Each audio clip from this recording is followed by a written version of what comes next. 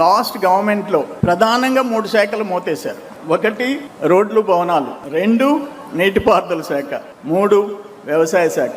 ఆ ప్రభుత్వం బడ్జెట్లో కేటాయించిన అమౌంట్లో 40% కూడా ఖర్చు పెట్టుకున్న శాఖలు, పెట్టని శాఖలు ఏంటంటే ఈ 3 శాఖలు. దాంట్లో రహదారులు అయితే పరిస్థితి దారుణం. 14-19 తెలుగుదేశం టైంలో 25,194 కిలోమీటర్లు వేశాం.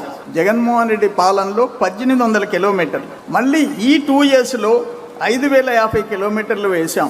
ఇట్లా చెప్పుకుంటూ పోతే బీటీ రహదారులు 22,283 కిలోమీటర్లు వేస్తే లాస్ట్ గవర్నమెంట్ పూర్తిగా నిర్లక్ష్యం చేసింది. మళ్ళీ ఇప్పుడు 2,500 కిలోమీటర్లు మనం వేయగలిగినాం. భారతమాల ప్రాజెక్ట్స్ 5 ప్రాజెక్టులు 2014 and 19 దాదాపు 36,000 కోట్లు.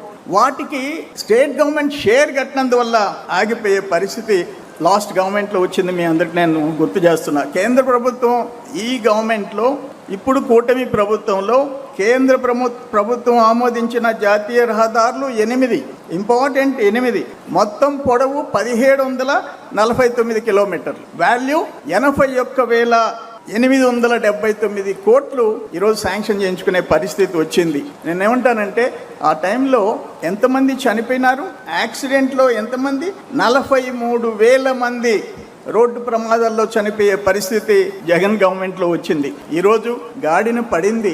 మొత్తం రోడ్లు అయితే ఇప్పుడు అంతకు ముందున్న పరిస్థితి, ఈ ఫోటోలు ఉన్నాయి ఇక్కడ, అటువంటి పరిస్థితి జగన్మోహన్ రెడ్డి గవర్నమెంట్లో వచ్చింది.